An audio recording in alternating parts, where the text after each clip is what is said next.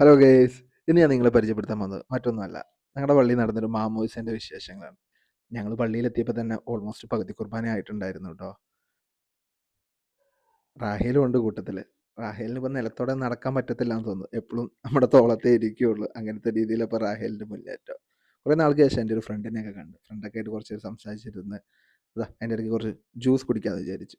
പക്ഷേ ഭക്ഷണം കഴിക്കുന്നതിന് മുന്നേ നമ്മൾ മുന്തിരി ജ്യൂസ് കുടിക്കരുത് കേട്ടോ. മുന്തിരി ജ്യൂസ് കുടിച്ച് കഴിഞ്ഞാൽ നമുക്ക് നന്നായി ഭക്ഷണം കഴിക്കാൻ പറ്റത്തില്ല. എപ്പോഴും നമ്മൾ പ്രിഫർ ചെയ്യേണ്ടത് പൈനാപ്പിൾ ജ്യൂസാണ്. പൈനാപ്പിൾ ജ്യൂസ് കുടിച്ച് കഴിഞ്ഞാൽ നല്ലതാണ്, നമുക്ക് നന്നായി ഭക്ഷണം കഴിക്കാനൊക്കെ പറ്റും.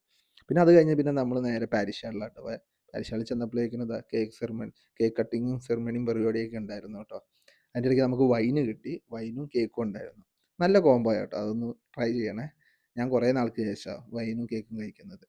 അത് അത് ശരിക്കും ഭക്ഷണം കഴിക്കുന്നതിന് മുന്നേ ആകുമ്പോൾ നമുക്കൊരു ഒന്നുകൂടി നന്നായി ഭക്ഷണം കഴിക്കാനുള്ള ഒരു ഇത് ആഷ്ലിനും കുടിച്ചു. പക്ഷേ റാഹേലിന് വലുതായിട്ട് താല്പര്യപ്പെട്ടിട്ടില്ല കേട്ടോ. റാഹേലിനൊക്കെ മധുരത്തോടാകും താല്പര്യം. അതിൻ്റെ ഇടയ്ക്ക് എൻ്റെ ചേട്ടായി വന്നു. പിന്നെ ഞങ്ങളിങ്ങനെ കുറേ നേരമൊക്കെ അവിടെ വർത്താനമൊക്കെ പറഞ്ഞിങ്ങനെ ഇരുന്നു. റാഹേലിന് നമ്മൾ ആദ്യം തന്നെ ഭക്ഷണം കൊടുത്തു, മറ്റൊന്നും കൊണ്ടല്ല. അങ്ങനെ കൊടുത്തില്ലെങ്കിൽ പിന്നെ നമുക്ക് പിന്നെ ഭക്ഷണം കഴിക്കാൻ പറ്റത്തില്ല. ആദ്യം തന്നെ അവരുടെ വയറ് നിറച്ച് കഴിഞ്ഞാലേ ഇതാ ഡ്രീം മേക്കേഴ്സ് ഇവൻറ്റ്സ് എന്ന് പറഞ്ഞൊരു ഇവൻ്റ് കേട്ടോ. ഇവൻറ്റും കാര്യങ്ങളൊക്കെ ചെയ്ത് നല്ല ഭക്ഷണവും കാര്യങ്ങളൊക്കെ ആയിരുന്നേ. നല്ല ബീഫ് ബിരിയാണി ഉണ്ടായിരുന്നേ.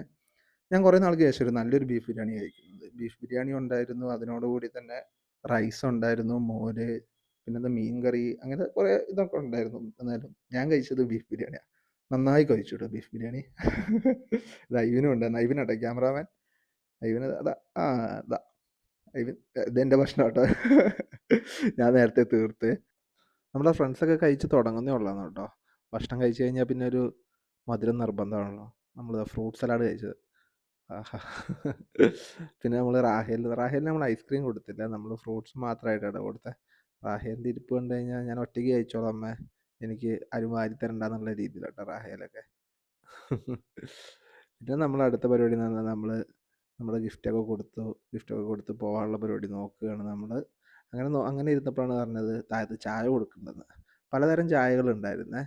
നല്ല ടീ ആയിരുന്നു. ഞാൻ അതിൽ നോക്കിയത് മറ്റേ ജിഞ്ചർ ടീ ആയിരുന്നു. ജിഞ്ചർ ടീ ഒക്കെ ജിഞ്ചർ ടീ കുടിച്ചാൽ നല്ലതാണല്ലോ വയറിന്, ഭക്ഷണമൊക്കെ കഴിച്ച് കഴിഞ്ഞതല്ലേ.